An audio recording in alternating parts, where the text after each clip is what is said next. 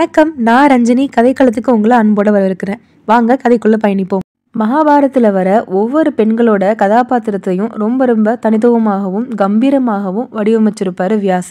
மகாபாரதத்துல வர பெண்கள்ல ரொம்ப முக்கியமானவங்க குந்தி. அவங்கள பத்தின வாழ்க்கை வரலாறு தான் இன்னைக்கு நம்ம பார்க்க போறோம். எதுகுலத்து அரசரான சூரசேனருக்கு குழந்தை பிறக்குது.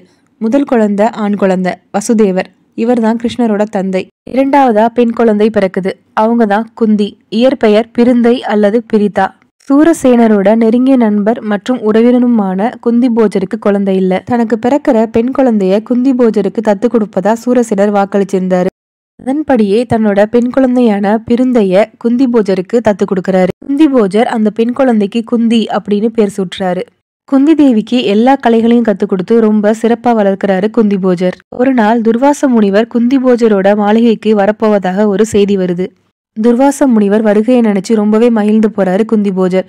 இருந்தாலும் அவரோட மனசுல ஒரு சின்னதா ஒரு சஞ்சலம் வருது. துர்வாச முனிவர் கோபத்துக்கும் சாபத்துக்கும் பெயர் போனவர். துர்வாசர் முனிவரோட கவனிப்புல ஏதாவது தப்பு நடந்துட்டு அப்படின்னா முனிவர் கோபப்பட்டு சாபம் கொடுத்துருவாரு. அதனால குந்தி போஜர் துர்வாசரை கவனிச்சுக்கிற பொறுப்பை குந்தி தேவிக்கு கொடுக்கறாங்க. துர்வாசருக்கு நல்லபடியா பணிவிட செய்யணும், எந்த தவறும் இழைச்சிடக்கூடாது அப்படின்னு குந்தி தேவிக்கு அறிவுரை கூறுறாரு குந்தி போஜர். துர்வாசரோ அரண்மனைக்கு வராரு. அவரை சிறந்த முறையில வரவேற்றாரு குந்தி போஜர்.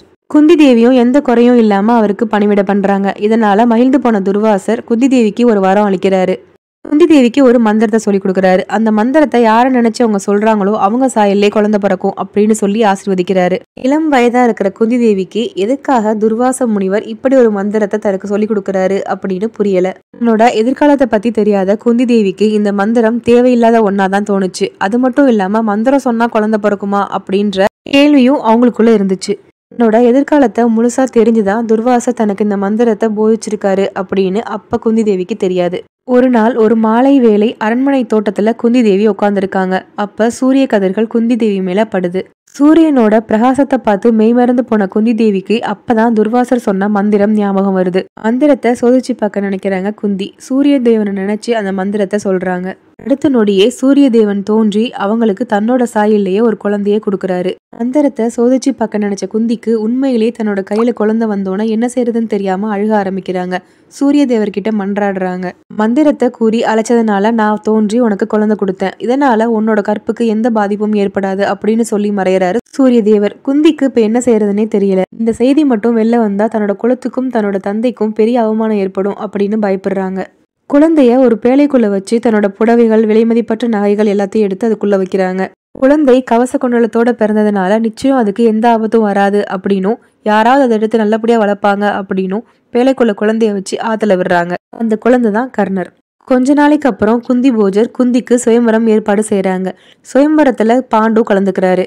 பாண்டுக்கு மாலையிட்டு தன்னோட கணவரா தேர்ந்தெடுக்கிறாங்க குந்தி.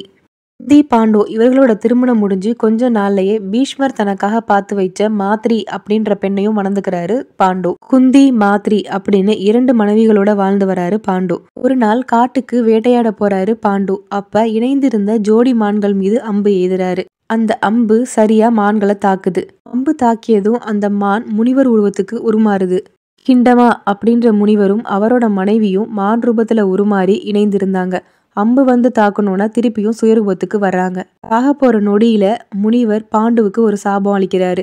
நான் என் மனைவியோட இணைந்திருந்தப்ப நீ அம்பு விட்டு என்ன கொன்னுட்ட, அதே மாதிரி நீ உன்னோட மனைவியோட இணைந்தினா உன்னோட மரணம் ஏற்படும் அப்படின்னு சாபம் வர்றாரு. முனிவரோட சாபத்தால மனமுடைந்து போன பாண்டு தனக்கு நம்ம ராஜ்யம் வேண்டாம் அப்படின்னு காட்டுக்கு போறாரு. கணவரோட சேர்ந்து குந்தியும் மாத்திரையும் காட்டுக்கு போறாங்க. காட்டுல ஒரு நாள் பாண்டு தனக்கு கிடைத்த சாபத்தை பத்தி குந்தி கிட்ட சொல்றாரு. நமக்கு இனிமே குழந்தை பாக்கியம் இல்ல அப்படின்னு சொல்லி கவலைப்படுறாரு. அப்பதான் குந்திக்கு துர்வாச முனிவர் தனக்கு அளித்த மந்திரத்தை பத்தி ஞாபகம் வருது. அந்த மந்திரத்தை பத்தி பாண்டு கிட்டயும் சொல்றாங்க. அந்த மந்திரத்தை சொல்லி நம்ம விரும்பின மாதிரி குழந்தைய பெத்துக்கலாம் அப்படின்னு சொல்லி குந்தி கிட்ட சொல்றாரு. அதன்படி யமதர்மனை வேண்டி தர்மனும், வாயுவை வேண்டி பீமனும், இந்திரனை வேண்டி அர்ஜுனனும் பிறக்கிறாங்க. பாண்டுவோட கோரிக்கையை ஏற்று அந்த மந்திரத்தை மாந்திரிக்கும் சொல்றாங்க. மாத்ரி அஸ்வினி குமாரர்களை நினைச்சு அந்த மந்திரத்தை சொல்ல நகுலனும் சகாதேவனும் பிறக்கிறாங்க. ஒரு நாள் காட்டுல மாத்ரியோட தனிமையில இருக்கும் போது பாண்டு மாத்ரியோட அழகுல மயங்கி போறாரு. 2 பேருமே தங்களை மறந்து இணைய ஆரம்பிக்கிறாங்க. மாத்ரியோட இணைந்த பாண்டு முனிவரோட சாபத்தால இறந்து போறாரு. தன்னாலதான் தன்னோட கணவர் இறந்து போயிட்டாங்க அப்படின்னு பாண்டுவோட சேர்ந்து மாத்ரியும் இறந்து போயிடுறாங்க. தன்னோட 3 குழந்தைகளோட சேர்த்து மாத்ரியோட 2 குழந்தைகளையும் தன்னோட குழந்தையாவே வளர்க்குறாங்க குந்தி. குழந்தைகள் 5வரையுமே சிறப்பா வளர்க்குறாங்க குந்தி. ஒரு நாள் அர்ஜுனன் திரௌபதியோட சுயவரத்துக்கு போறாரு. அங்க திரௌபதி அர்ஜுனன் கழுத்துல மாலையிடவே திரௌபதியை கூப்பிட்டுட்டு வீட்டுக்கு வராரு.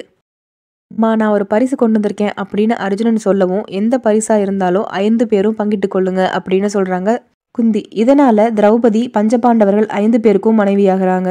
இதன் பிறகு சூதாட்டத்துல தர்மன் திரௌபதியை வச்சு தோத்து போறாரு. திரௌபதிக்கு ஏற்பட்ட அவமானத்தை பார்த்து குந்தி, நீ செய்த தவறுக்கு என்னோட பிள்ளைங்க கண்டிப்பா அதுக்கு பழி வாங்குவாங்க அப்படின்னு சொல்றாங்க. இதுக்கப்புறம் மகாபாரத போர் ஆரம்பமாகுது. போர் நடந்து கொண்டிருக்கும் போதுதான் கர்ணன் தன்னோட மகன் அப்படின்னு குந்திக்கு தெரிய ஆரம்பிக்குது. கர்ணனை போய் சந்திக்கிறாங்க. என்னோட மகன்கள் ஒருத்தருக்கு ஒருத்தர் எதிர்த்து நின்று போரிடுறது எனக்கு சுத்தமா பிடிக்கல. தயவு செஞ்சு நீ கௌரவர்கள்ட்டேருந்து விலகி எங்களோட வா அப்படின்னு சொல்லி அழைக்கிறாங்க. குந்தி தான் தன்னோட தாய் அப்படின்னு தெரிஞ்சுக்கிட்ட கர்ணன் ரொம்பவே சந்தோஷப்படுறாரு. இருந்தாலும் நீங்க என்ன தூக்கி எறிஞ்ச மாதிரி நான் என்னோட நண்பனை தூக்கி எறிய முடியாது அப்படின்னு சொல்றாரு. குந்தி எவ்வளவு சொல்லியும் கர்ணன் கேட்கவே இல்லை. கடைசியா கர்ணன் கிட்ட 2 வரங்களை கேட்குறாங்க குந்தி. 1, அர்ஜுனனை தவிர வேற யாரையும் கொல்லக்கூடாது அப்படின்னும், அர்ஜுனன் மீது நாகாசுரத்தை ஒரு தடவை மட்டும்தான் பயன்படுத்தணும் அப்படின்னும் 2 வரங்களையும் கேட்குறாங்க குந்தி. 2 வரங்களையும் அளித்த கர்ணன் குந்தி கிட்ட 2 வரங்கள் கேட்குறாரு. நான் தான் உங்களோட மகன் அப்படின்றத இப்போ யார்கிட்டயும் சொல்லக்கூடாது அப்படின்னும், போர்க்களத்துல ஒருவேளை தான் உயிர் துறந்தா அப்ப தன்னை அவங்களோட மடியில வச்சு இந்த ஊருக்கே கேட்குறபடி என்னோட மகன் அப்படின்னு சொல்லணும் அப்படின்னு கர்ணன் 2 வரத்தை கேட்குறாரு. கர்ணன் கேட்குற 2 வரத்தையும் குந்தி கொடுக்குறாங்க. கர்ணனை விட்டு பிரிய மனசில்லாம அங்கேருந்து வராங்க. இறுதியில கர்ணன் போர்க்களத்துல உயிர் துறக்கிறாரு. கர்ணன் இறந்த செய்தி கேட்டு துடிதுடிச்சு போறாங்க குந்தி. போர்க்களத்துக்கு போய் கர்ணனை தன்னோட மடியில ஏந்துறாங்க. மகனேன்னு கத்தி அழுவுறாங்க. இதை கேட்ட பாண்டவர்கள் எல்லாரும் அதிர்ச்சியில உறைஞ்சு போய் நிக்கிறாங்க. கர்ணன் தன்னோட அண்ணன்னு தெரிஞ்ச பாண்டவர்கள் 5 பேரும் கவலையில ஆழ்ந்து போறாங்க. கடைசியா மகாபாரத போர்ல பாண்டவர்கள் வெற்றி பெறாங்க. கௌரவர்கள் 100 பேரும் இறந்து போறாங்க. தன்னோட மகன்கள் 100 பேரையும் பறிகொடுத்த சோகத்துல திருதராஷ்டிரனும் காந்தாரியும் காட்டுக்கு போறாங்க. குந்தி தன்னோட மகன்களை நேர்மையா ஆட்சி புரிய சொல்லிட்டு திருதராஷ்டிரன் காந்தாரி 2 பேரோட காட்டுக்கு போறாங்க. காட்டுல எதிர்பாராத விதமா ஏற்பட்ட காட்டு தீயில திருதராஷ்டிரன், காந்தாரி, குந்தி 3 பேரும் இறந்து போயிட்டதா சொல்லப்படுது. குந்தியோட வரலாற்று கதை இதோட முடியுது. குந்தி அவர்களை பத்தின உங்களோட கருத்துக்களையும், குந்தியை பத்தி வேற ஏதாவது தகவல் உங்களுக்கு தெரிஞ்சிருந்தா அதையும் கமெண்ட் பாக்ஸ்ல தெரிவிங்க. மீண்டும் ஒரு நல்ல பதிவோட உங்களை சந்திக்கிறேன். நன்றி.